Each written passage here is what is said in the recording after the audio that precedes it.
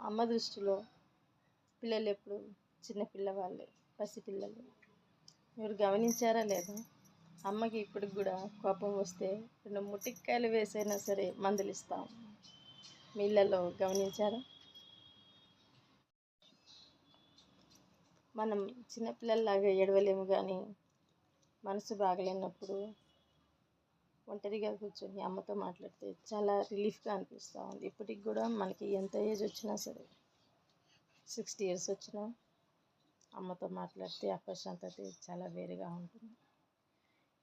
ఈ మాట కన్నా మీకు నచ్చితే లైక్, షేర్ అండ్ సబ్స్క్రైబ్. మనం చిన్నపిల్లల్లాగా ఏడవలేము, కానీ మనసు బాగలేనప్పుడు ఒంటరిగా కూర్చొని అమ్మతో మాట్లాడితే చాలా రిలీఫ్గా అనిపిస్తూ ఉంది. ఇప్పటికి కూడా మనకి ఎంత ఏజ్ వచ్చినా సరే, 60 years వచ్చినా